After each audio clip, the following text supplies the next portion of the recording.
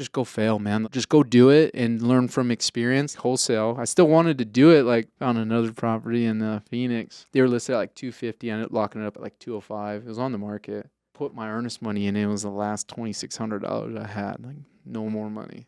I was like, I'm gonna make 30 grand on this deal. Slam dunk.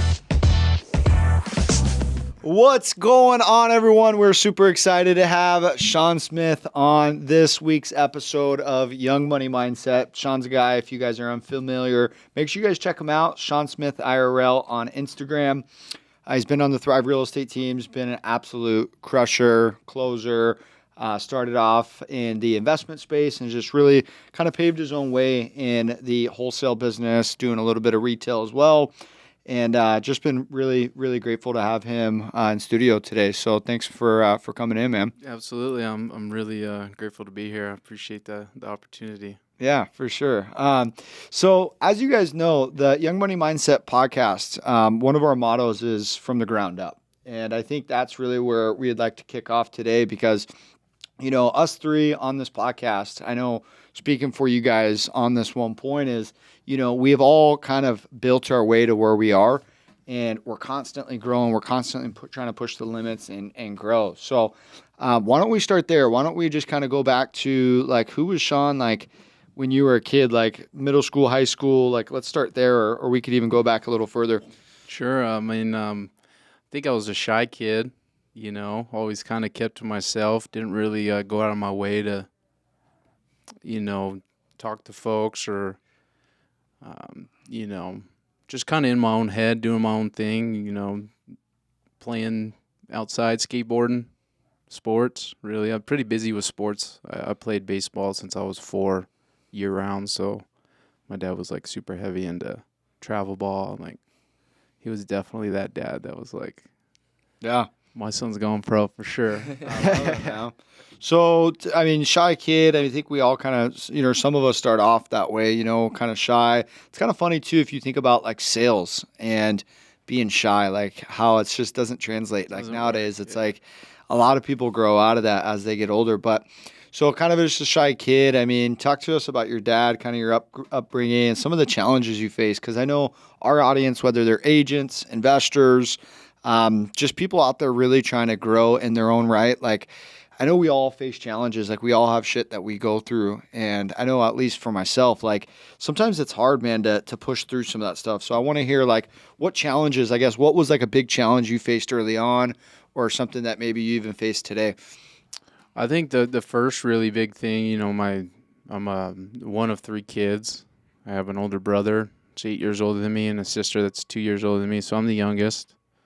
And from my understanding, just like talking with my mom and my sister and everything, my parents were pretty happy with just the one kid, you know, with my brother. He's actually adopted by my dad. Oh. We have a different father, but same mother. My mom had him pretty young. So they were young parents, you know, and I think they got to it pretty quick, like within knowing each other. They had some family friends, like my mom's second cousin, or my second cousin is my mom's cousin. His name's Jeff. When I growing up, that was my Uncle Jeff. That was my dad's best friend. Every weekend, every camping trip, we'd go with him, you know. So I think the first, like, my parents got divorced when I was 4. You know, I lived 2 doors down from my grandparents, my dad's dad and his mom, and they really raised us up for the first 4 years when my parents would work. Young parents, you know, so it was great to have the help. And then once they got divorced, I feel like that was kind of when, like, looking back on it, I don't think I noticed anything as a little kid, you know, but looking back on it now, I realize things kind of were different. You grew up here in Arizona, right? Did you always kind of live in the same spot? Were you always kind of around the same group of friends growing up? Or yeah, like the first 4 years, definitely same. Like, the lady across the street stitched me up, busted my eye open. I got a scar on my eyebrow. She was a nurse, so it was like very community oriented. We would go to church every Sunday with those folks. Like, really grew up with those folks. And then when my parents got divorced, my mom moved to West Phoenix, and my dad lived like in that house I was where we lived when I was born. It's 12th Street, McDowell. So in the hood. I mean, that area is pretty nice, That's you good. know, like it was a nice community area, but like West Phoenix for sure, Yeah. especially like early 2000s, like 99 is when we moved out there. We live 37th Avenue in Camelback, so it's like the same street. 37th Ave and Camelback. If you guys are unfamiliar with Arizona, or if you are local here, go drive around 37th Ave. Bro, I was Camelback. 35th in Camelback for 4 years. I know Yeah, the area yeah, you- all too well. Robbie went to GCU for sure, so I grew up right there, right next to Alhambra. What was at GC? Just speaking of that, real quick on a segue here. What was that? Do you remember? Because I know that was, I don't know how many years ago when you lived over there. What was over there? I know was GCU there or? Yeah, it was a Yeah, it was private there. Christian school, so Oh, okay. it wasn't public. It literally it was Wasn't it super small? yeah, it was like one little corner on the block, and there was 12-foot fences with spikes on them. You didn't really know what it was. Like there was no signage out front. For the longest time, I didn't know what it was until I got older and realized I started dating a girl that went there, and it became public. She was going there. She was from out of state. I met her through some friends, and so. But yeah, they just started buying up the block once they made it public, and they started getting some of that funding. They bought like motels, converted them. It's literally a publicly traded stock now. There's actually a bunch of stuff going on right there because they coined themselves as private Christian affordable, but they're selling stock shares. So I think they're kind of pivoting what that actually is, and I don't think they're claiming to be private anymore. No, they went public. I think that's right when they went and started offering like where you could buy the stock. They brought it public, and then they even their sports programs. Like my sophomore year, I played baseball. I got a scholarship. My catching coach went there, so my dad hired him. Was like teaching me some things about being a catcher, and he basically put in a good word to get me a like half scholarship there. And it was like D3. And in baseball, like if you don't get drafted by a major league team in high school, you're not going pro. Like So D3, and so I was like, that didn't really matter to me. I was like, I want to go. Well, talk about that because I know, like, I think there's a lot of people, and just catch us up on. I didn't mean to interrupt, but like, catch us up on. You're living over 35th Ave in Camelback. Parents get divorced, right? Grandma's helping raise you. I mean, walk us through some of those hardships and like what does that look like? It sounds like sports played a big pivotal role like in your upbringing, and I know even growing up for myself, like sports were definitely something that was just an outlet or just something to do after school or to kind of have that team and that camaraderie. But as you get older, like kind of walk us through that because at least for myself, it changes, right? Too. Yeah. For sure. And I think that helped kind of distract me. I was so busy. I played year-round baseball from the time I was real little. Like summer, I was playing club ball, and then once I got into school, like middle school, you have like a school team. But before that, it was like I played like for the city team, city of Phoenix, and then like I lived in Ahwatukee, so I played there. And then I would have another season for our travel team where we would travel, like where we got to play all-stars for the whole state of Arizona and stuff like that. So definitely helped kind of distract some things. And as I got older and started being more aware, like going back and forth between my mom and my dad, and just my mom really, how she talked about my dad, I noticed that. And it started, it started affecting me in the sense that I was spent most of my time with my mom when my parents separated. I don't remember like going to court, I was pretty young, but I do remember like being at my mom and like starting school over in that side of town, like going to Sevilla Elementary School, which was in that neighborhood right there off of 37th and Camelback. It's in the neighborhood we live. We lived on Oregon Street, and we could walk to that school. And I just remember going to that school, and like the food was not good. Like the lunch, like I didn't want to eat it. And I remember like that was the first time I saw my parents like arguing, like after being separated, about like school and stuff like that. And I just remember not seeing my dad as much. I mean, I don't really have memories of like me living with my dad full time, seeing my dad every day. I don't have those. I remember seeing my mom every day, waking up, because after they got divorced, we were with her most of the time. We saw my dad, like we're supposed to see him every other weekend, something like that. But he still, baseball, was there. And then like the school issue, my dad, they ended up going back to court or something because then my mom ended up having to drive us to Ahwatukee to go to elementary school because I wasn't getting, the education I was supposed to be getting. Like I wasn't learning how to read. Mostly due to my mom, at home, like wasn't. Was she like involved, like, or like, I mean, like, was that something that you guys like? Because I know like, especially at that age, I feel like it's so important to have someone that just like has your back, right? Or kind of like, I don't know the right word, but just kind of like pushes you, right? Because it's like, especially I could imagine being a kid growing up in that area. I mean, let's be real. You're just like a little skinny, probably white kid, or Yeah. like in that And in I'm that the area. minority, really. Like there was a kid Yeah, across the Yeah, in street West that was Phoenix, my best absolutely. friend, but everybody else was, yeah. And that's a real thing too. Like, you're just like, you don't feel like you really fit in. I'm sure you dress different, you talk different. Like there's just little, nuances to that are different. And I feel like kids pick up on that. Like Oh, especially at that age, man. Kids can be mean too. oh, for sure. Like I remember, I remember getting picked on in the neighborhood and stuff.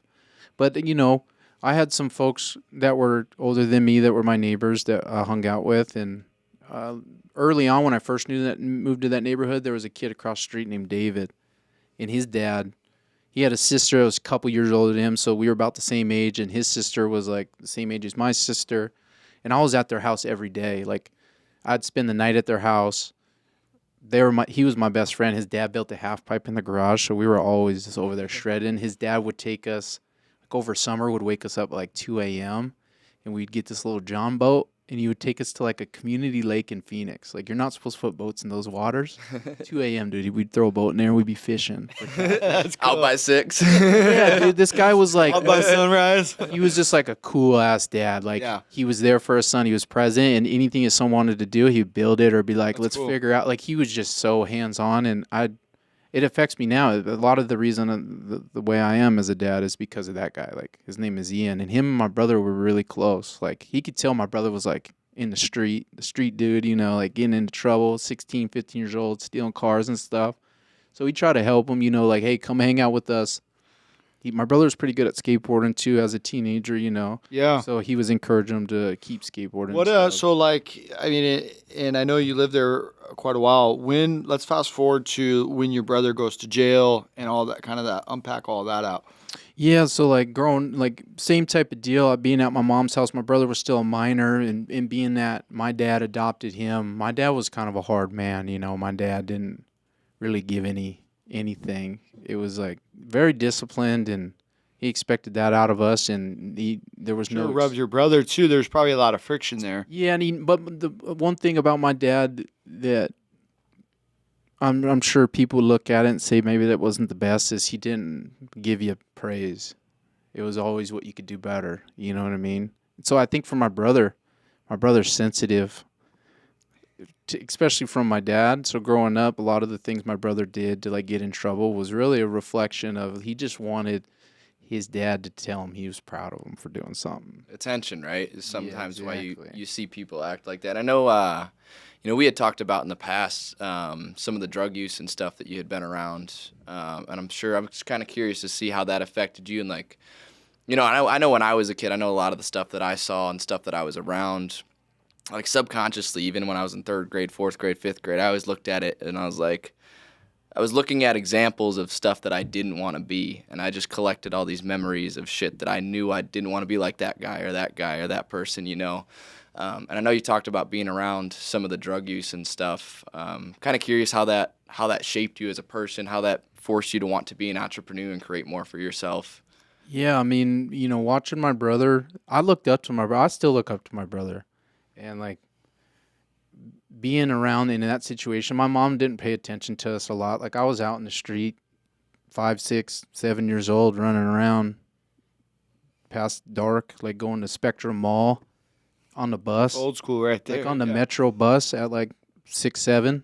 Yeah. Where I got stranded down there. I had to call my mom to come pick me up, and she couldn't make it. Like she couldn't come get me, so I had to take the bus home and get home at 10 o'clock at night, like hanging out with older kids, And the same thing for my brother.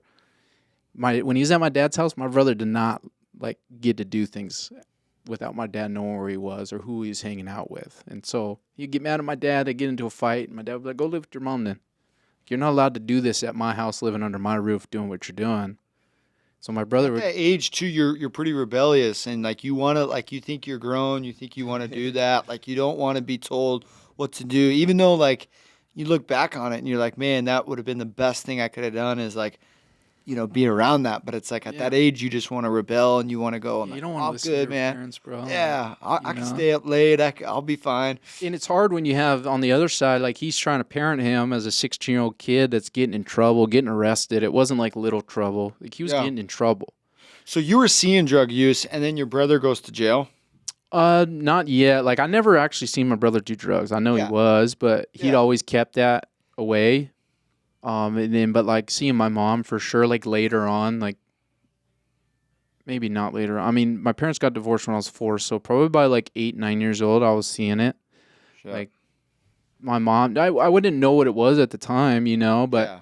now that I look back on, I know what it is. Like I would have to wake her up for school because she's just coming down. She don't wake up, and there'd be days where she's like, "I'm not going. You're not going today," and they would be calling my dad, being like, "Where's your kid at? Like, what's going on?" Or she would send me to school and not clean clothes and smelled like cigarettes, just smoke in the house. Drugs in the house. Her boyfriends she had growing up were not decent people. One guy I'm pretty sure was a straight pedophile. Like my best friend David and his dad Ian, they lived across the street and they would come over to my house too, and we had this like hangout in the garage with carpet in it, full table my brother made for like his friends, a couch, fridge and shit. And we would go over there and I would invite them to hang out. We had a computer in there at one point, and I guess there was an incident where my mom's boyfriend had my friend's 13-year-old sister in there and was like trying to watch porn with her and shit. And I found this out after. There's a whole situation.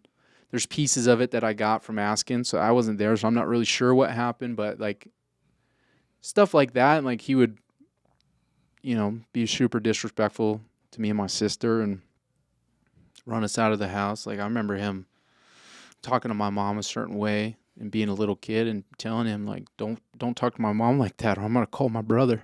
Yeah. Like my brother's 16 at that point, like, but my brother was a scary dude to people. Like he's in the street. He's been in the street for a long time, taking care of himself, being that type of dude.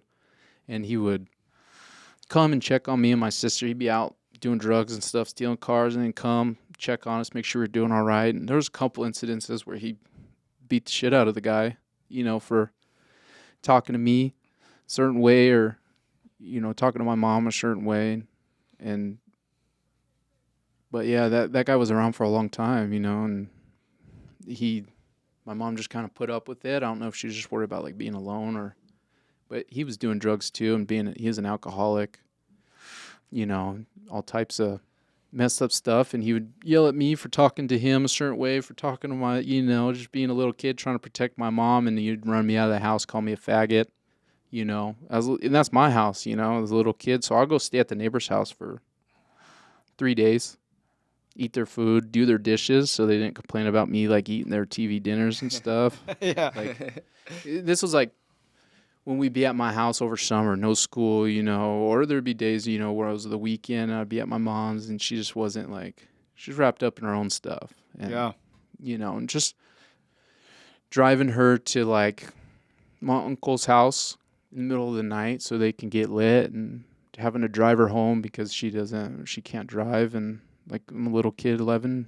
And 10 now years all that old. stuff shapes you, and it's like as a kid, like you hang on to these memories and it, whether it's subconsciously or, even just, when you have to talk about it, you're in situations or you meet certain people where you're talking about stuff. It's like, man, it's crazy how these memories are just ingrained into your brain at such a young age and how it just kind of shapes your life. And one thing that I think is really respectable and that I'm super inspired to be, grateful to just work alongside you is like how you take that and how you transition that to like the everyday hustle, and we're Young Money Mindset, right? We talk a lot about our mindsets and, what was your mindset like when you were like watching this? Were you like, man, I don't want to be like that? Or was it just not even really, something you probably thought of, right? But as you got older, and when was that? Like, when did you start thinking about, like, man, was it like when you were talking? Because I remember too, like, talking to friends and being like, wait, so, you know, you guys have so and so, or like you start realizing as you get older with like your friends, like, oh, you guys, that's not normal. Because like I'm sure to you, right, It's just life, right? it's just life. Yeah. Like you Yeah. don't really know any different. Well, So and like the people I was hanging out with are excuse my language, but they're. what you talking about, bro? Doing You the can same swear shit. on here. Yeah, I mean, I got a potty mouth, so I was trying to clean it up. But yeah, like the people I was around too, they were not anything. I'm not knocking them, but they were ghetto kids as well. Yeah. Like just people that grew up in that type of environment where you don't got a lot, and you just kind of have to make fun with what you got. And so like I didn't notice it until I left that. Like So you started noticing, like, man, probably when I started going to school, like on the east side, like when I started going to Ahwatukee, I went to like Altadena Middle was that School. high school or so Middle you were school. 11 and then about 11, 12, you started going to school on the east side? It was probably sooner than that. I mean, it was probably second or third grade, maybe first grade. But I didn't learn how to read until I was almost 8, because like I wasn't getting it at school when I was going to school on the west side. Like I was already, by the time I hit kindergarten, like you should know basically words and stuff like basically in your alphabet. And I didn't know any of that. Like I just wasn't getting to work at home from 4 till, fifth, six, those 2 years. It was like a transition going to live full time with my mom and her being like a single mother now. And I don't think she was just prepared to do that, and really know how to do it. So I just fell behind. So once that, like they started realizing I was having some issues in school, I went to the East Valley. Like my dad got us put in a school in Ahwatukee. He lived over in Ahwatukee off of 48th Street. And I went there and I started getting like resource classes. So instead of like going to a normal class, I was in a class with like a lot of the special education kids, people with Down syndrome. Like that was like to catch me up. And so I would get like one teacher to work with me all day to kind of bring me up to speed. So by the time I was in high school, I didn't like go to those classes. I probably shouldn't have gone in middle school either, because at that point I just stopped paying attention. Like I felt like I was like, now that when I look back on it, I feel like I was caught up. But I started noticing like a difference in people, like in friends and stuff when I went, especially on like baseball. yeah, because you were probably like at that point, you're like, man, especially like I know in high school too, like for me, like a lot of those kids, we transitioned together, like they knew, or, like there was a couple middle schools kind of feed into this middle school, or this high school. So like if you didn't go to those middle schools, you weren't kind of in the know on that high school, or there was already people clicked up. There's, hey, we know this so-and-so from this school. So I would imagine that probably played into it as well, even though you weren't going to those classes and stuff. But that definitely affects you, and as you start getting older in high school, what is your thought process? I know you graduated. What year did you graduate? 2013. 2013. So you graduate 2013, and I guess what do you do straight out of high school? Because I know when I graduated, there was kind of like two schools of thought. You were either a loser, not going to college, and I think that's changing. And I'd love to hear you guys chime in on I think it's changing. Like I know Walmart just came out and announced they know. I think there was the CEO said basically there's no college education requirement now for a lot of their high level executives, and Walmart's a huge corporation. Yeah. So kind of for those guys to come out and just say, hey, look, we're going to drop that requirement. I think slowly we're starting to see that change, but I know for me at least, it was kind of still like, hey, you're either going to be a no one, you're going to be a loser, or who knows, maybe, you got a kind of a bad shot at being successful if you don't go to college. And then you had all the kids with scholarships and, all the stuff that we all wanted to do, I'm sure, at that age. So how did that transition work? I mean, I knew from a young age I was not going to college. There was no chance. I hated school. Probably my dad died the summer before my freshman year. So that was like, that changed. Yeah. yeah, at that point, like going to shaped school, yeah. literally the next 4 years, I was like, Just checked out. I don't care, man. Yeah. Like after you, I mean, that's from my own experience. I know, like at being a young man, like I was coming into being a man at that point. You know, I still needed my dad for sure, like just to teach me things. You Yeah. know, just how to be disciplined and How to shave, like how to do all this little shit. I agree, how to bro. tie a tie. You know Yep. what I mean? And so, like, once my dad died, nobody could tell me shit. Yeah. No, I. That's just how it is. Like, and I'm sure you felt that way too, because you Yeah. were close with your dad. Yeah. And I was close with my dad in the sense like he was my dad and I was his son. And he's the one, he's the light. He's the one I listen to, right? And don't question it. That was like the only person in my life I'm like that. I question everything from everybody else, Yeah. you know? And at one point, for a long time, my mom was that person too, especially when I was younger. I was a mama's boy. But I think like I got opportunity to go live with my aunt in Flagstaff my junior year of high school, and that was the third or fourth high school I'd been to, and I was just at Maricopa. That's where I'd been the longest, and I had an opportunity to build friendships and stuff. So leaving there kind of crushed that. So going into that, I was like, I'm just 2 more years and I can do whatever I want. Like I just got to put up with this. So I went there, and my aunt, you know, I lived in a loft with my 3 little cousins. They're all girls. And they basically were like, I was a good student. Like I went to school. I did my work.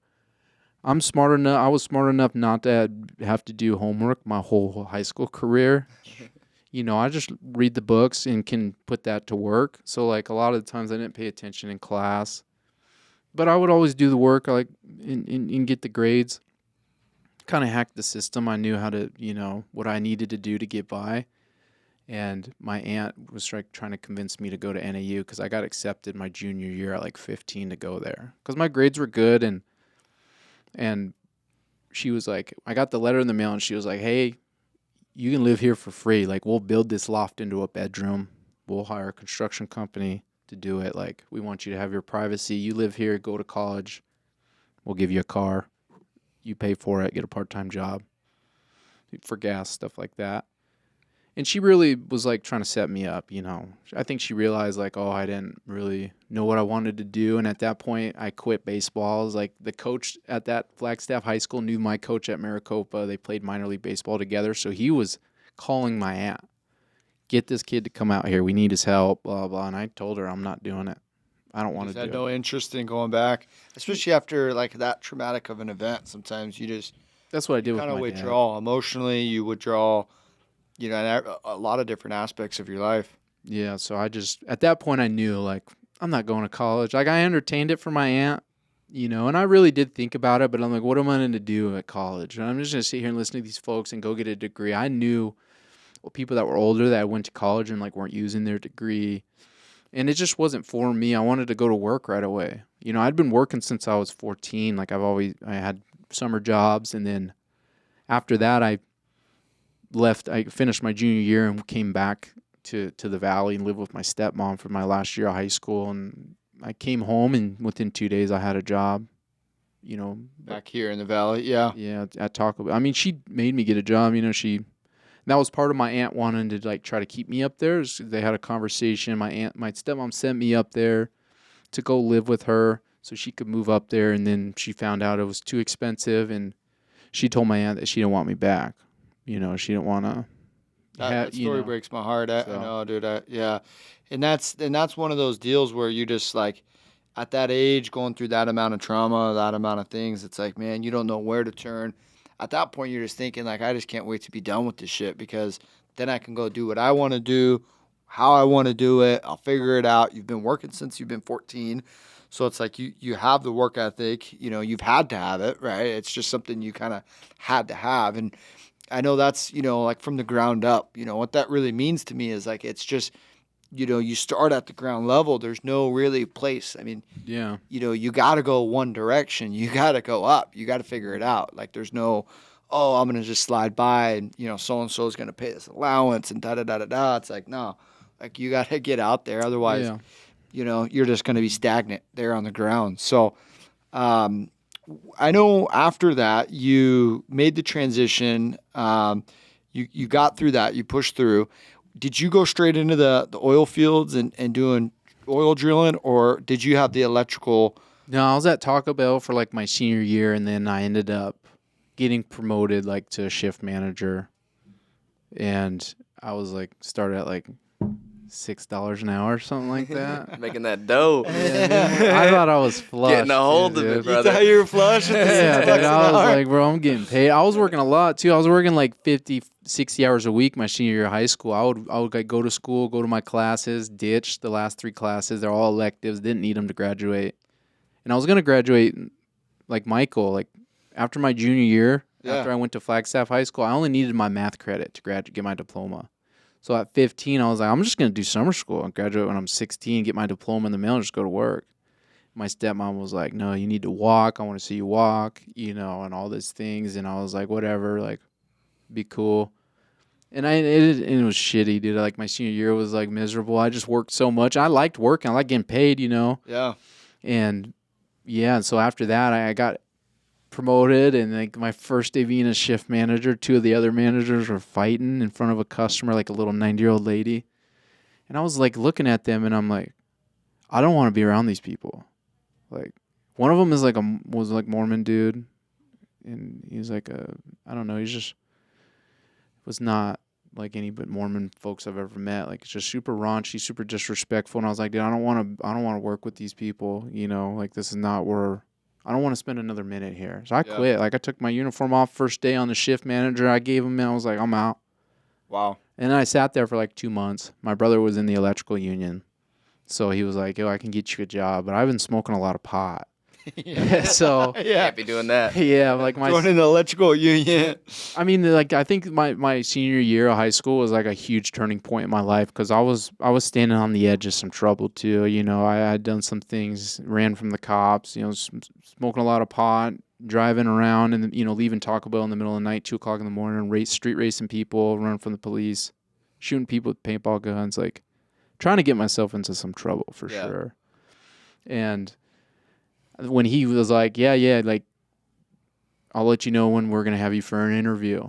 And then it was like, that was in November. And so like January 1st comes, it's New Year's. I go to my buddy's house, we party. I get, super stoned, and I'm like drinking and stuff. I'm like 17, 18. And my brother calls me like 2 days later. He's like, hey, you need to be here at 11. Do your interview. They're going to hire you. You just need to take a piss test, and you're good. And I'm like, what? And he's like, yeah, you need to pee. So I went and had a buddy piss in a bottle for me, so I could pass the test. I ended up going, and by the grace of God, the lady that was supposed to take my drug test was like busy, couldn't make it that day. Wow. And they never came. They skipped it altogether? You never had to do I it? never took a drug test. And I was in the electrical union, Wow. like, for like, I was in the union, like, worked at the hall and everything. And yeah, so I worked there as like a warehouseman, driving a forklift. Like, that was pretty cool. Like, I like doing that, but I wasn't getting paid enough money. I was like, after a year, I was like, all right, what's next? Like, where can I go from here? Can I get paid more here, or do I need to leave? That was my thought at Taco Bell too. Like, you were living with your stepmom there at the time, or no? Like, the day I turned 18, I packed my stuff up, stepmom, and left. Moved in with my brother. My brother had bought a house in Maricopa, and that was part of me leaving Flagstaff, because I was just gonna stay up there for the rest of high school. And then my brother called me and was like, yo, fuck that. Yeah. I'm buying a house. You come live with me. How old was your brother at that time? He was probably 25, 26. Shit, so sounds like he had kind of straightened up and Oh, started yeah. to find Like, some direction. How long had he been on the right path by the time you got over there? for a long time. Like, Yeah. he got arrested at like 18, Okay. and he got lucky too. By the grace of God, he got saved. I don't know what it is. I'm a believer. Everything happens for a reason, but he was looking at like 20 to 30 years at 18 for. How many did he do? I know He did 6, but he spent a lot of time in county jail, because they ended up like page 2ing him. They ended up like taking him out of jail, putting him back in, and charging him with new charges. So he was in jail for like a year, waiting on trial, and they told him your plea agreement's 21 to 30. So you either sign this or we go to trial. They're trying to scare you, But I mean, those are the charges for the crimes you got arrested for, the maximum. And so he told his public defender, like, I'm not doing that. Get ready. Like, we're going to fight this. And somebody that he got arrested with ended up telling, which has helped him. Because then they added him to a grand jury indictment with 50 other people. Wow. So his 21 to 30 years for a couple for like 17 felonies went to, hey, you're going to do like 4 to 6 for 2 felonies or 3 felonies instead of 17. Yeah. So they page 2'd him, they read, and then they book him, and he gets sentenced. And I remember my dad bringing us to the sentencing. Me and my sister, he made us sit in there and watch my brother get shackled up. Yeah. What was your dad's? I mean, I'm sure. Did your mom go or just your dad? No, my mom never showed up for my brother in prison. Didn't go visit him once. My dad was there every weekend. He was seeing him? Every weekend. My dad had cancer at this point. My dad was sick, dying, and was doing chemo, was still working, and then every weekend would go out. He'd go there by himself. He only brought me and my sister to go visit my brother in prison like once or twice. But every weekend he was there. You'd roll in and see. Yeah, and then like they had those one weekends where your family could bring like a homemade meal for you. So my stepmom was like super cooking Italian food. So we make these spreads, bro, like stuffed noodles, like sausage meatballs, like homemade stuff, and bring it to my brother, and stuff like that. But yeah, So he did 6 years, and then when he got out, is that when he bought the house in Maricopa? Yeah, so he got out when he was like 2009, January, when he was like 22. So he ended up doing he got time served for being in county for so long. They give you time served off your sentence. So he ended up doing like 4 prison. 4, okay. And then he gets out in January of 2009, and then my dad died Father's Day of 2009. And so like January to June, my brother was in the street hanging out with people he got arrested with, was like partying and shit. Do it. Didn't care. Like prison didn't change him at all. My brother told me like that it didn't scare him. You know what I mean? He's the big bag wolf, Yeah, that's crazy. Yeah. And so, but what really changed him was like my dad talking to him and treating him like a man, and like not reprimanding him for his decisions and like telling him what he needs to do better, just letting him make his decision. You got to live with that. I'm still gonna love you no matter what. You're still my son. Stop being disappointed with him, and I think my dad noticed like he's getting close to the end of his life. He needed to, let him deal with his own consequences, and that really changed my brother's mindset. And that's when he kind of started. That's when he straightened up. Like my brother tells me that's what changed it. He's like, I was doing the same stuff. He's like, I was making so much money on the street. It's hard not to go back to that. Was he flipping those cars? Is that kind of his main? He ran a chop shop in Arizona. Yeah, it's like one of the biggest. He stole an RV. Yeah, sold it to an undercover cop. Is that what did him? That's and other people told too. Like that's what they got him for. But he was, selling drugs and stuff. But he never got caught for that. But he was doing everything. He was stealing cars. He would break, like, those like storage places where they keep RVs and people store their RVs. He'd break into. He had a buddy that worked at one, and he would tell him when he had something that was going to be here for a while. And the camera for a second. They're not going to know they're probably not going to check up on this thing in another 6 months. So you got time to move it, basically, type of deal. Wow. And my brother's a handy, like he's a renter. He's a mechanic, so he could. Nowadays, it's harder to do it, but because of the way they build cars. But cameras everywhere too now. Older cars, you could go to the junkyard, get a 2008 Dodge pickup, and go steal a 2008 Dodge pickup, and then take the VIN numbers off the salvaged one in the yard, off of that frame, and go weld them onto the frame and the motor, and like that's what they would do. And then they would take that Dodge that's stolen with different VIN numbers on it, and go set it on a corner in a neighborhood with a for sale sign on it. Just wait for somebody to come. All these cars you see in Mesa on the side of the road that are old cars and they have for sale, don't buy them. You still see it. There's a ton of them. Yeah. You could run the VIN and it will come back to because they're taking that VIN number from a car that was like in a salvage yard. Yeah, you see a ton of them going out towards Santan Valley, Florence, Mesa, Apache. Bro, if it's an older car, because they only stamp VIN numbers on like the frame, the metal. Now they do it like in places where you can't. Yeah, you got to. Because they got smart, They're busting these crews and stuff like that, and all that stuff. So I mean, he really straightened up and he started working at, like, he went and got a job. He was on probation, on parole. He's supposed to be on parole for like 12 years after he got out. He owed a lot of restitution money, and when my dad passed, my brother ended up getting some life insurance money, and he ended up paying off all of his restitution. Then he had to go write letters to the judge for every single one of his felonies and write a letter to the judge saying, this is what I learned, this is what I changed, this is what my plans for the future are. And he did that like a couple times because the judge kept saying no. And basically he did that to get off parole.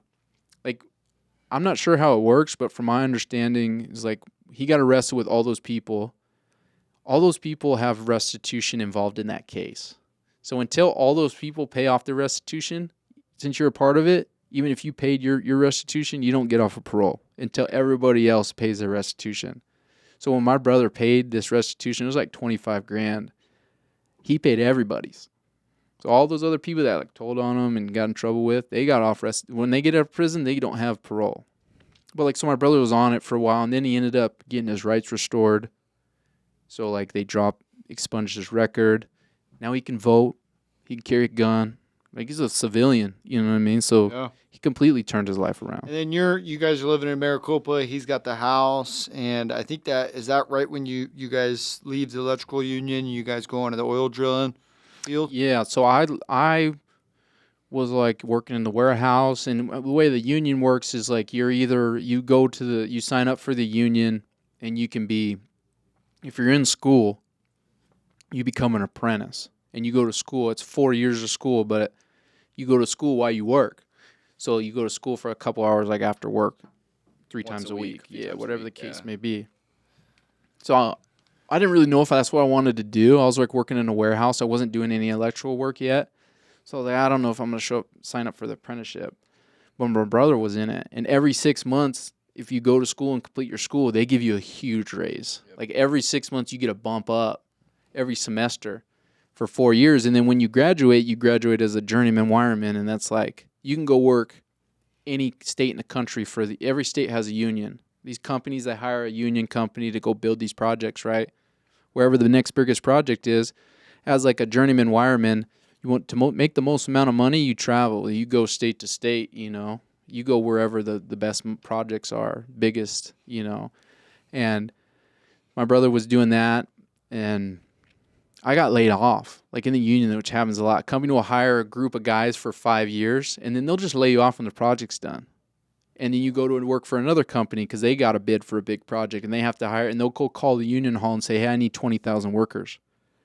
And when you get laid off in the union, you go down to the hall and you sign a book full of everybody that's been laid off in the last, you know. And when they get a big job that says, I need 20,000 workers, the first name that signed in on that book, they call them, hey, you want to go here? Yes or no? Wow. Any guys that say no, they go to the next guy, you know, and they go through the list. You just kind of sit around and wait till you get a call. Yeah. I wasn't fixing to do that. You know what I mean? I need to get paid, dog. Like, so I went, got laid off, got hired by another electrical company. I was 18 years old or 19. They wanted to be like their parts driver, deliver parts for them. So I was like, cool. They're like, hey, sweep this floor for 2 weeks until our insurance company will insure you. So cool. 2 weeks I swept the floor in the shop. And then they fired me, and they're like, hey, our insurance company won't insure you because you're under 26. So sorry about that. And after that, I was like, bad taste in my mouth. So I was like, fuck the union. I'm going to go work at hospital. You know, I'd met my buddy Seth that I moved in with, his parent. I ended up moving out of my brother's house. I think it was just time, you know. You guys, yeah. We ended up getting into it a little bit. Like, my brother just didn't know how to, like, not be my parent. Yeah. And I love my brother, and I respect him, and I appreciate, you know, everything he did for me since a young, like 13, he kind of stepped in and was like, he was that guy that I knew I could depend on. But at 18, like, yeah, you're like, bro, let me get out. Let me cook, dog. Let me live my life, dude. And we had to, like, at that point, we didn't really talk like brothers. He talked to me like I was his son. And I had a problem with that, you know. He ain't my daddy. And so we got into like a couple fights, you know. And he ended up headbutting me and breaking my face. So that's when I was like, all right, I need to have my own space, and like, I need to really go do and be an adult, you know, because I had been taking care of myself for a long time, but never really like lived by myself and really took care of myself. So I mean, I was paying him rent and stuff, but it's different. Yeah, exactly. Yeah. Like, you don't have that person that you see every day. Yeah. And so I moved in with my buddy Seth, and that's when my brother stayed in the union. And yeah, he ended up, I worked at the at the hospital for 2 years. And Seth's mom was a director of like patient finances at Banner Baywood. She had done 30 years with Banner Hospitals. So she got me a job. You know, every job I went to, from Taco Bell to the union to the hospital, I'd always made more money. That's why I left. It was always about making money. Ever since I was a young kid, you know, working, that's all. It was always, I saw my brother making money on the street, so I was like, want to be that guy, you know, be a hustler. So I was like getting free Xboxes as a kid from my friends that had money, like especially when I went to like Awatuki schools. I started hanging out with a kid. His dad was like a pilot, and he's never home. But he lived in this mansion with his mom. And I went over there to play video games with him one day after school. And he's like, hey, man, you know, my dad just bought me this brand new Xbox because my old one didn't work. You know, it broke. It got the red ring. No way. I was like, oh, do you have it still? And he's like, yeah, do you want it? What are you going to do with it? And I was like, I'm going to see if I can fix it. And I had knew, like, Towel? Did you do the towel trick? no, I called What's the towel trick? I Towel called trick? Microsoft. If your shit got red ring, they would send you a brand new Xbox What? if you just sent it No back. shit. So I took it and I went to my mom's house, packaged that thing up, sent it off to Xbox, and they sent me a brand new Xbox. Damn. Then I had to hustle to get a controller because like my mom couldn't afford a controller for it. So I had this Xbox I couldn't play for weeks, and I was like, how am I gonna get a controller? And I ended up getting like a wired one. No way. You know, I ended up bro. hustling. The neighbor over around the way, I told him I'd let him borrow this game I had. It was a baseball game. We were both, this kid was older, but he played baseball. I used to go with him to his high school to their practice and stuff as a little kid. He'd look out for me, you know. And I traded him. I was like, let me have that controller. I'll let you play this game for a Dude, couple I had weeks. an Xbox too that had the red ring, and we wrapped it in all these towels and shit, and let it overheat for a while. Fucked with it. Finally got it up and running. Yeah. I never knew you could send it. We called it the towel trick, dude. Could We have just sent it back in. I know. I should Yeah. have just sent it back in. We were trying to get that thing to. Well, back I up just and running. learned about it because I had always wanted an Xbox, you know, but I couldn't get Yeah. one. And I was like, so he told me that. I remember sitting in his. Those were the 360s, right? Yeah, yeah. And it was like they had just come out, and then that red ring was like going around. Everybody's was getting it. And so Xbox did a whole thing. Like, I don't remember where I saw it either. Because it wasn't like I didn't have my own TV. I didn't have like a phone or the internet, you know.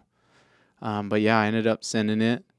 That's a trip. Yeah. So yeah, and I know too, like, so you're at the hospital. You guys do that. You get into the oil drilling, Oh, and yeah. then from there, let's talk about that transition, because I know from hospital to the oil drilling. Well, it wasn't oil. It was mineral exploration. So I worked in like a lot of mines. Okay. So Here in Arizona, yeah, and then I worked in New Mexico. Has a big mine. doing copper, or what was your? Yeah, it's a different type of mines, different type of material. A lot of the copper that like we produce in America is chalcopyrite. It's fool's gold. So when you look at it in the ground, it looks like gold, Right. but it's made up mostly of copper. So they extract the copper. Like if you find pure copper, it's too expensive to extract from the ground. It just falls apart. Yeah. So it's useless to people when you find it. So they take most of the copper out of the chalcopyrite and extract it that way. So in Baghdad, I was there for a year and a half. Baghdad, Arizona, which is like an hour outside of Wickenburg. And it's like a cul-de-sac town. There's only one way in, one way out. The mine owns the town. All the houses there is like 300 houses. The mine owns all the houses.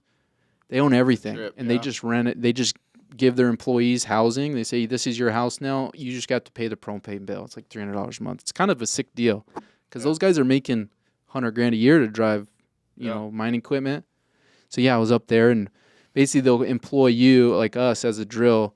Hey, we think the ore body for the minerals is over here. I want you to go to this side of the mine and drill 5,000 feet in the ground at 40 degrees. And then every 10 feet, we take samples. They're just drilling like core of the ground.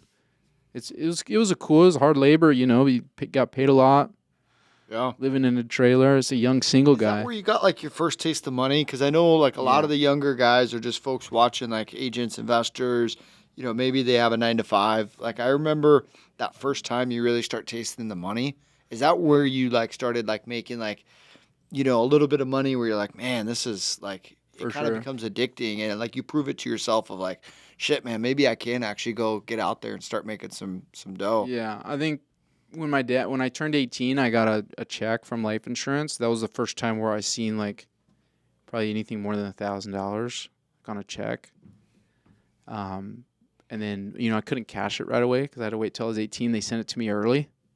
That's torture. Just Yeah, looking dude, at it it. was miserable. That's torture. Throw it in a frame. Yeah, and then my like stepmom was telling me you need to do this with your money, and then my aunt was like coming out of the woodwork and was like, I'm gonna control it. You have to ask me to spend it, and I just didn't like how they were treating me. They were doing it to help, for sure, because I ended up just spending it all. But the part of that was like, I felt guilty. I felt like my dad had to die for me to get this money. So, as being a kid that grew up with not a lot, and not like, my dad did all right. Like I had, baseball gear and stuff like that, but it wasn't like a lot of the stuff I had was like hand-me-downs and stuff like that. So like the opportunity to like go as a kid growing up when you don't have a lot and like go spend some money on some stuff. Yeah. I went and just bought a bunch of watches and clothes, bought my brother a truck, bought some dirt bikes. But I think part of that was like I felt guilty and I just was young, and then once I started working on the drill, that's where I was like, I was making more money than I could spend, and that's what really changed my mindset. Like, oh, okay, like. Well, and I know too, and like just from talking with you, like there was a guy there at the mine, right, that gave you that book. Yeah. And that story always stands out to me of like that guy that hands you that Robert Kiyosaki book, that Rich Dad Poor Dad book, and he's like, "Yo, like it wasn't he kind of in real estate or like?" Yeah, he was. He's still in real estate. Yeah. Yeah, Mike Moreno. Shout out, dog. Yeah. Is he a manager there, or just one of the guys on the He was a mine, or- brand new. He was like a helper. I was training him. Like I was training to drill the rig, be a driller at this point. So on a drill rig, you have a driller and then 2 helpers. Yeah. And that's the people you work with for that project. It could be 6 months every night, 12 hours a night, Wow. 10 days in a row is a hitch. Yeah. Sometimes you work 14 days in a row, but it's usually 12 hours and you work like 5 p.m. to 5 a.m. and then you switch to the morning shift. So he's like, you're training him, and you guys were Brand talking. new, like, yeah. And I'm like, yo, what are 12-hour you days. about? What are you doing here? Like, I want to know if, it's a hard environment to be in. You're working hard labor for 12 hours a day in the middle of a mine in the middle of summer. It's like 140 degrees. It's miserable as shit. So, like, you get senile a bit. So, the guys that you're with is kind of like this. Like, you're doing something like that where it's hard. You start to bond with those guys. So, I'm bringing it to him 100 right from the get. Make sure he's not like a pussy or something. I don't want to spend all this time with him. You know what I mean? Like, you're living together most of the time. Like, the first driller I ever went to, I lived in a motel with my driller. He had picked me up. Just met him. Hey man, nice to meet you. And we drove 12 hours to Lovelock, Nevada, and we lived in a motel together for 28 days in a row. Yeah. Like, That's a trip. yeah. So then you get into real estate, and just talk to us about that, because I know there's a lot of people that want to get into real estate. Maybe they're in real estate, and I like kind of how what we were saying the other day. Like I met this guy at Chipotle like 2 weeks ago, and he's like an amateur boxer. He's getting ready to go Oh professional yeah. boxing. He was in here, right? What was his name? Yeah, I forgot. I'm drawing a blank on his name, but it's just so cool to be around that, because he's like, man, he like had his goals, he had his dreams, but he's like, I love real estate. Like that's also my goal. Like I dream about, getting my pro card, being in real estate, like, doing my fights, like fighting professionally when I can. Obviously those guys can't fight a lot, You could train a lot, but he's like, I train all the time, and he's like, he's just really charismatic, good dude, like. And, he's dreaming about getting into real estate. And I think that's awesome, too, for, like, the people out there that, think about getting in real estate that are maybe already in the space. It's cool to be, like, around people that are dreaming about, like, being exactly where you are, because it's just a good reminder. So that dude Mike changed my life by like just one conversation. We were sitting and we'd see each other every night talking real estate. I'm asking him questions like, what are you doing? Like, why are you here? And he's like, oh, tell me you got sick. His first year, he did like 200K. I was like, dang, like, but still, why are you here? Right. And he ended up like working half the year and taking 6 months off. He ended up getting sick. Had to go to the hospital, had a bunch of medical bills. Yeah. And so he was like, this is an opportunity to come out here and just get paid crazy money. He's like, I got clients and still that I still help when I can. But I think he was like 2 years in. So he was kind of, didn't build a database yet. Now I know what I know. So I think he was kind of struggling still. But yeah, he gave me Rich Dad, Poor Dad. And I started reading that. And I'd always like wanted to be rich as like a kid that was like a poor kid, like a ghetto kid, white trash, if you will. And like I always just wanted to have a lot of money, and I was like, how do you get there? So I knew about like people investing. I knew about the stock market, and I don't know what drew me. But I do like, being in like the electrical world and like being in buildings and seeing how they're being built. Like I got to work at the Cardinal Stadium, did some electrical work there. So like that aspect, and I don't know really what. Do you think what was like the big unlock for you? Like, because I know like we have these dreams and these goals, but like why real estate? Like why didn't you go into like stocks? Do you feel like just it was like the I tried Really? like day trading. Like Yeah. I had read a couple books on it and like was like, all right, throw a little money in? I'm gonna Yeah. day trade, but it was too confusing and read candlesticks. So I was like, Read I'm gonna do something else. Yeah. And I think I just started reading that book, Robert, like Rich Yeah. Dad Poor Dad, and just the way he tells that story. It attracted me, and then I started looking into like how do you get into real estate without a real estate license? How do you make money in real estate without any money? Like I didn't have. At that point, I had like money. I was making money, and that's all. I'm like, do this for a couple more years, save as much money, and then I'm gonna go get into real estate. And then baby's born, obviously, so things change. But yeah, and then that's where I started learning about wholesaling. I found Jerry Norton, and he like Yeah. and like Jamil and all them, and they were like doing this thing, and they're like talking about wholesaling. So I started like putting it together, how to figure it out, and then I ended up getting hurt on the drill, and while I was hurt, Braxton, my son, was born, and I did an interview with a lady at Keller Williams Sonoran Living, and I was like, I want to get my real estate license. How do I do that? She's like, well, you got to go to class. With the newborn baby, I was like, there's no chance I'm making it to class and doing this job still. And then COVID happened. So I think at that point I was looking for a new avenue to make money, like a day job, and I went and did an interview, and they kind of shot my dreams down. We're like, you have to do it in person with the schedule with having Braxton, 50% of the time as a baby. It's like I have to be at home when I have him. He was too little, like he's just born, he's a newborn, so it just wasn't going to work. So I went and got a job back at the hospital because I had connections there. I left on good terms, and that could float me until I figured it out. And being at the hospital, that was right when COVID happened. So right when I started working back at the hospital in January 2020. And that's when they started like seeing cases at the hospital come in. So I worked through the hospital with all that. And yeah, I was still trying to figure it out, like wholesale. I still wanted to do it, like, but I was like kind of worried, like needed help, didn't know who to ask. And then I got in my mind, I was like, just go fail, man. Like just go do it and learn from experience. I've looked back on my life and like everything I've ever done, I've just figured it out while I was doing it and like learn from experience. I think that's one of the best things I can do. I have done in my life is being able to learn from other people's mistakes, like watching my brother go through what he did, watching how my sister treats people. I don't like that, a lot of what not to do. And I think now I'm realizing like I focused a lot on what not to do, what I didn't want. I didn't really focus on what I wanted. So now It's a good takeaway. That's a good takeaway. I feel like a lot of people, I think our brains, I'm reading a really good psychology book, and usually you're, from at least from my understanding, the negatives, right? That's why do you think all the news is negative? Right? I mean, we kind of gravitate towards negativity versus positivity. Yeah, it's captivating, right? It yeah. sells. Yeah. So that's a really good takeaway. I mean, I think that's huge. And then, you're in the hospital, you make the transition. Keller Williams, I had someone reach out the other day like, hey, I'm thinking about getting into real estate. K-Dub saying they're going to pay for my real estate school. They have a really good thing going, right? Keller Williams. I mean, they do have a lot of agents. A lot of people swear by Good by for Keller who, though? Williams.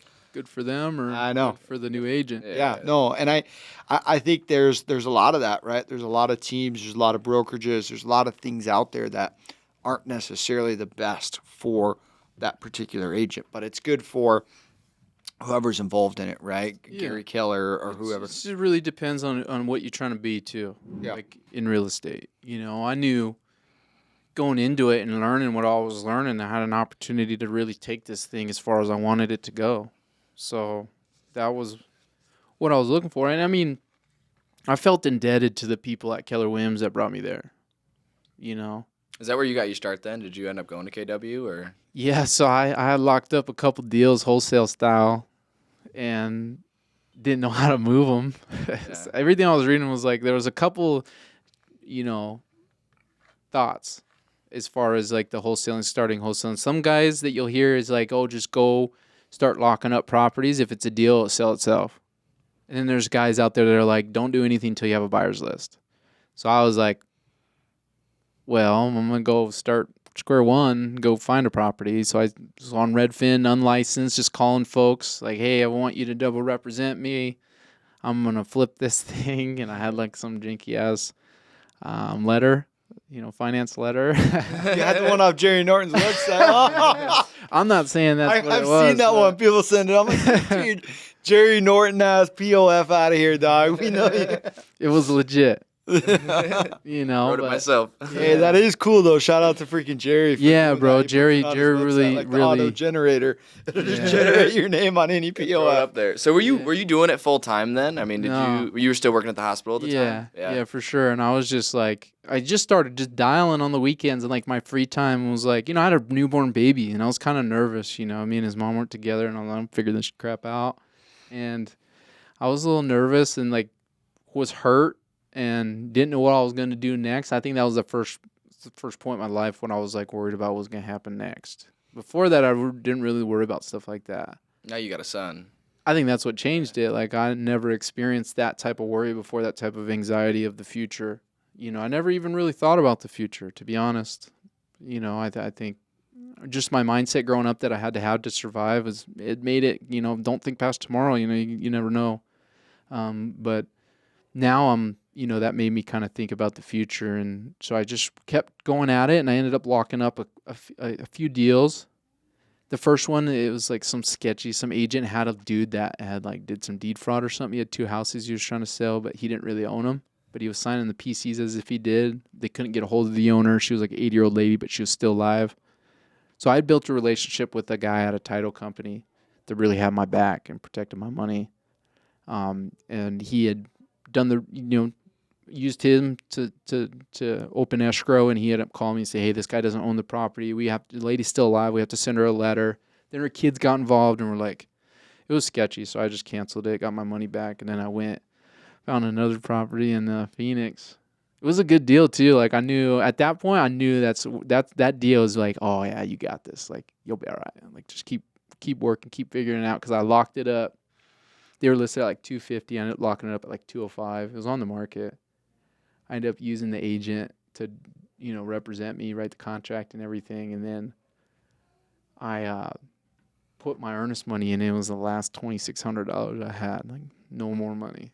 And I was like, I'm going to make $30,000 on this deal. Slam dunk. Hey, that's a good come up right there, though. Dude, I had this deal and I was like, this is the one. Like, I'm really big break. on this shit. Yeah, dude. And I was like shooting it. I got it under contract and I started calling like people in the neighborhood. I learned how to comp and stuff and was like calling other flips that I could tell were flipped in the neighborhood, calling their agent like, hey, I have one in the neighborhood that I just saw they flipped this. You want to buy this one? And they're like, agents were not willing to help. Like that was my first experience trying to work with agents as an investor. And they're like, unless you're going to pay them to bring that buyer, they're not helping. They don't want to even entertain it, And I ended up going to view the house. Everything's good. There was folks living there. I had a buyer lined up. He had signed my assignment contract. And he was flying into town 2 days before it closed. And he's like, hey, I trust you. I trust the picture there. I just want to see the property. We're closing in a couple of days. I'm flying in. Can you pick me up from the airport? Picked him up, bust him over there. When we show up, there's people skedaddling. People living there. Yeah. They didn't tell me about it. I don't know that like they need to disclose that. I'm not an agent. Yeah. I'm just some guy who learned how to. You had never seen the property at this point? No, yeah. I did. I had walked it, but it was empty. Okay. It was like your standard wholesale house. Like somebody lived there, looked like a hoarder lived there. The sink was overflowed with nasty dishes. Like, it looked disgusting, but I was like, perfect. That's what I'm looking for. Yeah. And this guy was like, we showed up and those people were leaving. You could tell they were living there. And he was like, he didn't even get out and go inside. He was like, no, take me to my hotel. He's like, I'm done. I'm canceling. You didn't tell me there was tenants. And I said, I didn't know. I was like, I just found out. Like, same when you're finding out. And he's like, yeah, well, I'm backing out. And I'm like, well, you can't. And he's like, yeah, I can. What do you mean? I was like, you signed a contract. He's like, so what? He knew I was just some scrub. Like, I wasn't going to take him. And I didn't take his earnest money. That's where I messed up. I had put my earnest in. He signed the assignment, but I didn't take his earnest. So it was just my earnest on the line. He backed out. In that 2 days, I probably called 150 agents. Just looking online. Like, hey, I need to sell this. I'll give it to you what I have it at. Just give me my earnest money back. Right. I didn't even want to make any money. Just give me my money back. And I found these folks, this husband and wife team over at Keller Williams, Ken and Vilma Rohn. And they were like, hey, this is the second time you called me in 2 days on 2 different properties that they had. And I didn't put it together. That was the same people, but they did. And they're like, hey, we like your hustle. Our office is over here. Why don't you come and talk to us? I might have, my team leader might buy this from you. So I was like, oh, shit, okay. And then I realized, like, I lived in Gilbert, Higley, and Warner. That Keller Williams office is what they told me to go. And I was like, oh, this is right by my house. Like, I live right behind this. I'll be there in 10 minutes. And they gave me Gary Keller's book, the Hold book, the yellow one. The one thing? Is that what it's called? No, he wrote like an investing buy and book. hold. Oh. Yeah, and then he has the Millionaire Real Estate Agent, and then he has Flipper, Yep. the blue one. They gave me that yellow one. Was like, we like your hustle. We think your drive. We want you to read this book. We'd like to give you this, and we would like to help you get your real estate license. So I was like, cool, like, but I need to sell this deal right now. So. First buy things this first. house. Yeah. And I ended up losing the deal. Like, that agent totally pieced me up that I was using to double dip it. We used her title company. She didn't want to use my title company. Like, she knew what she was doing. She knew that there was tenants there. Yeah. She knew what her seller was doing. They ended up taking my earnest money, and I tried to call title and like fight for it, but they were like, Sorry. it clearly says in the contract, like, you didn't perform. You know, you didn't have to disclose at that time. So I told them I was flipping it, you know, and I told her, like, basically they took my earnest because I couldn't produce, you know, the cash at close. Mm-hmm. And, and then I basically, at that point, I called them and we're like, hey, you know, I need help. I need to learn. And that made me realize, like, oh, this is a man's game. Like, if you're out here messing around doing this, you need to know exactly what you're doing. You need to know how to protect yourself. You need to learn the game. So that made me just like, that was my last 20. I was devastated for sure. And I didn't even tell nobody. Like, my best friend, I was seeing him every day. I didn't tell him. I was embarrassed, dude. Like, yeah, no, I could see and that. I knew, I had an idea. I knew what he thought about me. You know what I mean? He grew up in Gilbert with 2 good parents in a big house, everything, single child, everything he ever wanted. And now you see, you know, I met him when I was 17. His mom met me I was changing my clothes in the parking lot. So I was in my chonies, bro, going into work. And his mom pulled up and was like, hey, you work with my son? And that's how I met his mom. Like, just like a complete, like, hoodlum, meeting this guy. And for whatever reason, like, he invited me over to his house. And, like, I had Thanksgiving with his family. And we ended up being really good friends. But I think deep down I knew, you know, that he would judge me or for trying something like what I was doing, or he'd tell me, like, you're chasing a pipe dream. Exactly. Like, man, it's so hard to get into real estate, man. It's like, you got to be born into that. You got to have money to do it. Yeah, because I'd been telling him, like, some things I was reading about and learning about and things I was thinking about doing, you know. And I was like, yeah, dude. And he was like, oh, it sounds too good to be true. And I'm like, oh, okay. Like, so I lost that money and I didn't even tell anybody, you know. And I just took it on the chin and kept moving. Went and got my license, did the school online. And then I found out at that point, this was like 2 years later, right? 2020, or maybe not 2 years, but maybe like a year later. I was working at the hospital. I met those folks and they were like, oh, you can get your license online now because of COVID. I was like, oh, no shit. So I called my grandma, right? I didn't have any money. So I called my grandma. I was like, hey, grandma, like, I want to get my real estate license. It costs this much money. Can you help me? I'll pay you back. And I never asked anybody for anything. My brother, you know, that's the only time I've ever asked anybody for anything. And my grandma gave me the money and I went and got my license. And yeah, and then I worked at Keller Williams for 7 months. And my first month I was there, I dialed 10,000 on a Mojo. That dude Mike that gave me that book, I called him and was like, yo man, I got my license, I'm at Carreica, I'm in the game, what do I do? He's like, you need to get a dialer and cold call. I was like, all right, well, how much does that cost? $100 a month. So he gave me he paid for my subscription for Mojo for that first month. He's like, I can't pay it after, but I'll give you your 4th month because I believe in you. Hell yeah, man, thanks. 10,000 dials. Well, they were trash dials, not the quality wasn't there. Yo, this is Sean. Are you selling your house? Yeah, that's exactly what it was. Everybody needs that couple months to break you, though, dude. It hurts the first couple months. I met a lady out of Atlanta, bro, that was like telling me these pipe dreams. Like, oh, I got this, just now that I know what I know, I knew she was just up on the dream, dream. just telling me she just needed somebody to talk to, brother, about her dreams. You'll I find was that guy. Yeah, but like those calls were like, hey, this is Sean. Do you want to sell or what are you doing? Like, it's like the yes or no, like immediately no, click. You're like, oh, okay. Yeah, exactly. Yeah. Sorry. And I had done at that point, like I was already knew what a deal was and like what wholesale deal was. I just never done one. So I had opportunities to find some, and I had a deal. Like going into Keller Williams, I told him like, hey, I don't want to be a retail agent. I want to be a wholesaler. I want to build my own wholesale company. Yeah. I just need help getting started. And so I had an agreement with their team lead.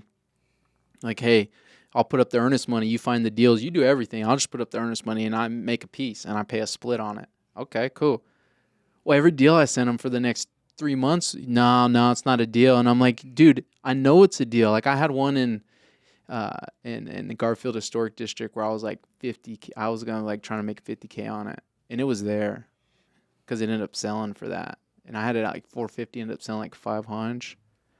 And I was like, bro, like that was the straw that broke the camel's back. I was like, I'm out, dude. I can't deal with you, bro. Like that's atrocious to me. Like, and I'm like trying to feed my kid here, man.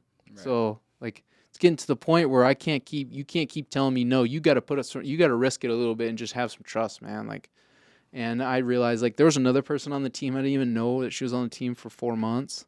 And so they just didn't know what they're doing. And every time I asked for help, they would be like, oh, go to these classes and go to this event.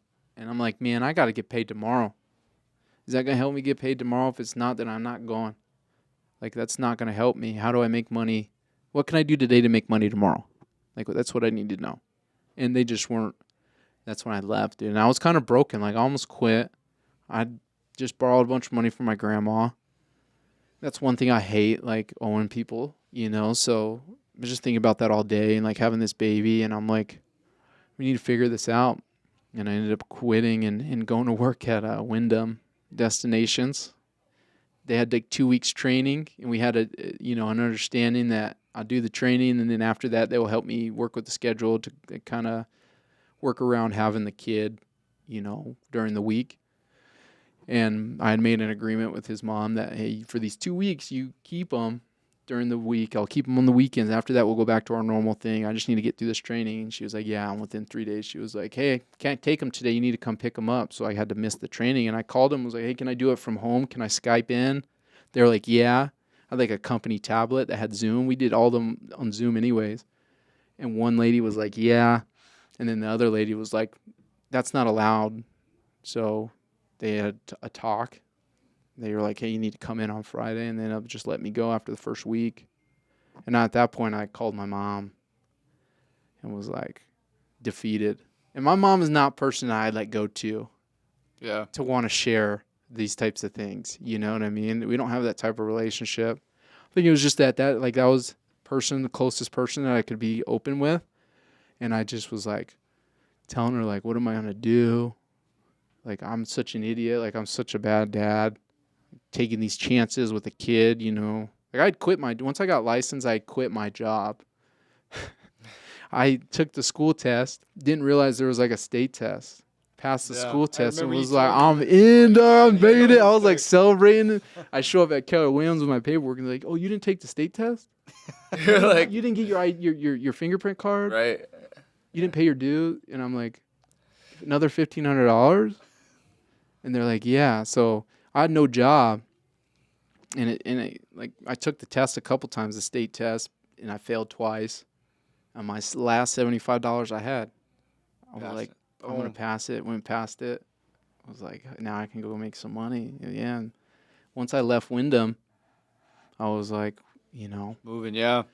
I almost gave up, dude, to be honest. Like, because when I was at Keller Williams, I was trying to be a retail agent, trying to, at that point, I transitioned after like first 2 or 3 months off of wholesale into just getting a client, any type of client at this point. And which I shouldn't have done. If I would have stick to wholesale, I would have probably produced sooner. But just scrambling, and once I got fired from Wyndham, like 2 days later, that's when I applied for the Indeed application. Yeah. That you had online. It's a trip, man. And that's crazy. That's so crazy to think too. Like at the end of the day, like all the trials and tribulations, like to face all of those setbacks and to overcome them, and then just to get licensed. And then I talk to people that get their license, and they're like, man, all I got to do is, I'm licensed. Like, my phone's going to start ringing. Good to go. Plan B, right? I'm going to start making some residual because I got my license now. Yeah. Especially if they're tapped in and, like, they know, you see guys making money, right? It's just real estate has that allure, too. Yeah, it does. So if you're out watching, you want to get into real estate. I mean, this has been awesome, man. I think I've learned a lot, and I really appreciate you coming on. And if you're out there, you're thinking about real estate, you're trying to break through, or maybe you're in real estate, and you're just thinking, man, fuck, is this really for me? Is it not? Am I gonna stick this out? I know with the whole NAR stuff going on. I mean, a lot of agents are feeling it too right now. They're like, fuck, man, it's it's not all rainbows and sunshines in this industry. Like. I mean, there's agents out there that how to live through the transition, like how we were talking about on our last team meeting, is like agents used to have a book in their office for the MLS. Listings, yep. Yeah, for that. And they would call each listing and be like, hey, is this property still available? Yeah, it is. Okay. And then they would freaking GPS, or they wouldn't even GPS. They would map it. Yeah. They would get a map and draw out their showings. And so when the internet came out, they're like, "Man, I'm screwed, right? Buyers are just going to go online. They're going to find a house. They're going to GPS there. They don't even need me to know the neighborhood. Use their own map. Use their own map. They're going to know it's available. They don't need me to call the book." And so and then there's been so many changes, right, with sub agents and all sorts of changes in the industry, and it's just, this industry can be difficult sometimes. And unfortunately, it chews people up and spits them out, man. For sure. A lot of agents, I know the statistics are crazy high on the amount of agents that come in and then they're out of the business in 3, 4, 5 years. So a lot of that is there's not enough people out there that are, willing to be mentors to people. And that's one thing I'll say about you. Like, that's one thing I really admire about you is your willingness to just help. And tell people the honest truth. Put them on game, free game too. Like, I'm so grateful that I get to spend as much time with you as I do. Even now. Yeah, you're a busy guy. You're doing a lot, and I get moments where just like this where we're talking for an hour or so, and it's nothing's recorded. We're just talking about life, stuff like that, and really, like that's one thing that the reason I am here and as successful as I have been the last 2 years is because of you. Like you showed me how the game worked and what to focus on and what's important and what's not important, you know what I mean? And how to move and shake and just what matters in being successful in the business. And I don't think there's not it's a small percentage of guys that are out there that are willing, because I'm competition. A lot of guys look at it like that. I'm the new guy. He's got a license just like me. He's going to take my due. Yep. But I think that just shows to the type of guy you are and the willingness to help. So I appreciate it, man. That means a lot to me, and I appreciate you too. Like, I mean, I've seen your growth. Like, it's just crazy, man, to see freaking goes from that, to freaking, that you're on pace to do a lot of dough this year. Just the opportunities too, I feel like is huge. Like, I look at it not only from I'm going to put you on game, but it's like I want to really grow long term and and there's so much opportunity out there. It's like I try never to think of you're a competition or there's so much business out there. It's like I know it's cliche, well, but it's just going to elevate you too. Like, what's wrong with that? Yeah, I mean, for sure, but it's really too I mean, yeah, of course, I'm always trying to get to the next level for sure, but it's like, I mean, even with the shit we got going on right now, it's like, man, even if we keep our team small, and I know we talked about it shit the other day, it's like, dude, Fuck, dude, we let people go from the team today. So, I mean, this is being real. Like, we let people go from the team today. And We were talking about that today too, bro. It's like you got to earn to be here. I feel like I earned it to be here. 100%. You know what I'm saying? 100%. Like nobody can ever tell me like, anything like, and I think you feel that too. Like for sure. you feel that I earned to be here, 100%. and that just, I think you, like really, I don't think you really understand how much of an impact you have on just the guys that you're here every day. Your mom, like just on the mindset that you have to have. Like you completely changed my life in respect to like, I didn't realize I was around people that were like that wanted to keep me the same. Mm-hmm. You know what I mean? And I think you helped me realize that within a month of knowing you. Yeah. Bro, what's weird though too is like, because dude, I was always around people like that, and I always told myself like when I'm in a position to help people, like I'm never gonna gatekeep them, because I've been on sales teams since I've been 18, and it's like I've always been like, I remember working at a dealership, and like I was one of the top, like I was like fucking busting at the seams, like I had my own team, I was fucking doing a lot of business, but I was like, man, I wanted to like, what's going on? Like, how can I go make more money? How can I do this? And they were always telling me, like, I remember they would sit me down and be like, man, are you a title guy or are you a money guy? Like what's your, like, what, they were like trying to like figure me out, to like figure out any way they could retain me and shit, just so I wouldn't go really do what I want to do. And I was like, man, I never want to be that guy. Like, I never want to hold someone back. So, and that's what I love about the Thrive team too, because it's like, we're not, like we're all growing, and there's enough opportunity for all of us to build. And I think at the end of the day too, when you look at it, you look at a lot of, I study these teams, like I really do. I look at the guys leading them. I figure out, is this guy a bullshitter? Is he legit? Watch his actions, figure out, where their flaws are, how we can be better.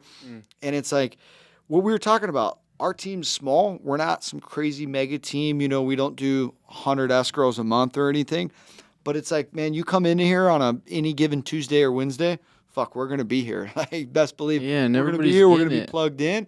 And it's a good environment, I would say. Like, it's a fun environment. I enjoy coming here.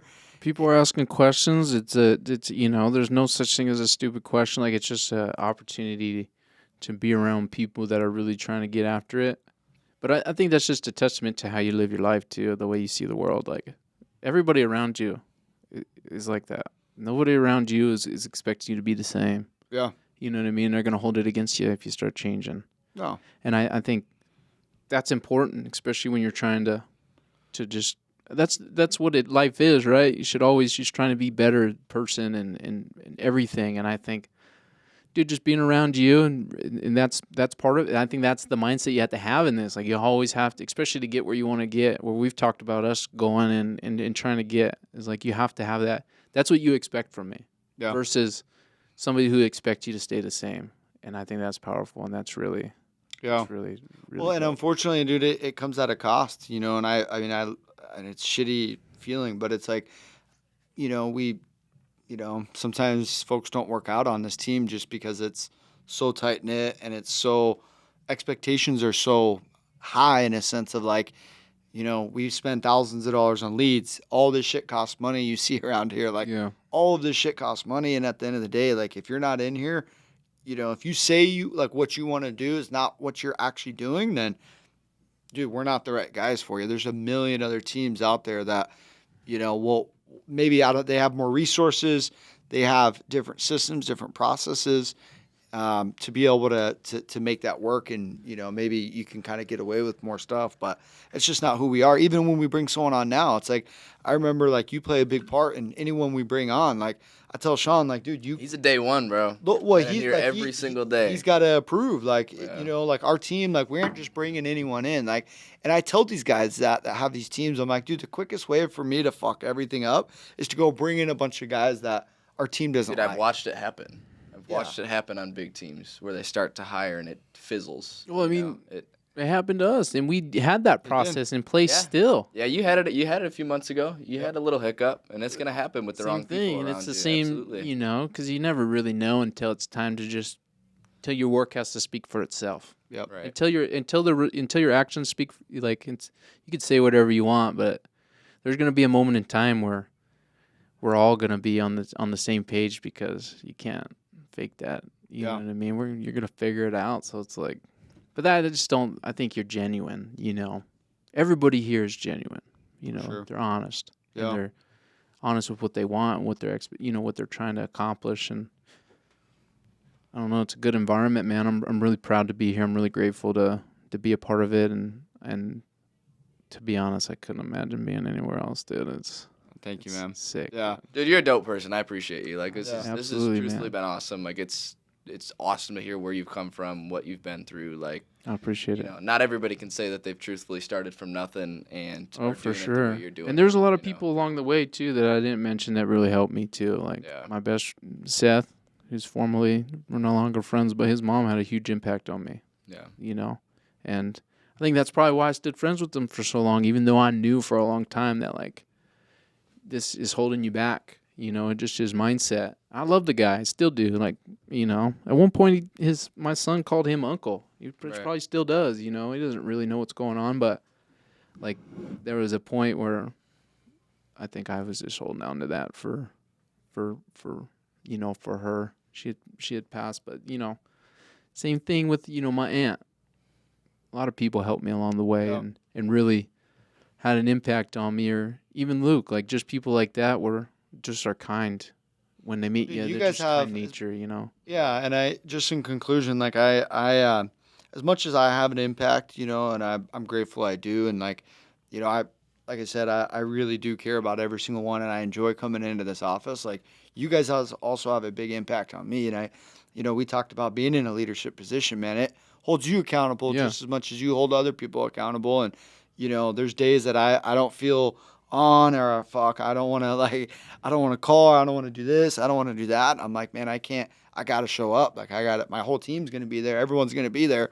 And it's not even like I care about like, oh, I don't want to look bad it's not even that. It's just, I don't want to let you guys down. Yeah. Right? And I think that's more powerful than like, you know, the optics, right? Because the optics are one thing. The optics can get blurred, and you know, I've worked for teams where it's like, oh, dude, I was working, bro. I was out doing some listings. I was out working on these flips, and you know, and it's like, I don't know, you know, yeah, were you just fucking sitting at home drinking beers? Like, Yeah. So it's just, you know, optics can be skewed and shit can be skewed, but it's like when you really care about the people in your organization, you take that serious, and you know, you have that sense of not wanting to let people down. It's like, I know we've talked about too, like Jocko Willink and all these guys, like Extreme Ownership and just all these books that, you know, I've read too. And I you know, you have, and it's like, man, it's like these guys literally, you know, talk about freaking not letting your boy down. Like it's a whole nother level of like, holy shit. Dude. And I think just my growth over the last 2 years is like a lot of that, right? Yeah. Because what I've realized lately, as I'm getting older too, is you know, we talk about it a lot, and you know, in my own mind, I'm really hard on myself, and I don't talk to myself. You don't give yourself enough credit. Well, and I don't talk to myself nicely too. You know, like, I heard a thing by Colleen Murphy. He's in what's that? Peaky Blinders. He's the main guy. He had an interview, like a long form I was watching, and he talks about that. Like sometimes the way I talk to myself in my own head is like ways I wouldn't even talk to my worst enemy, you know?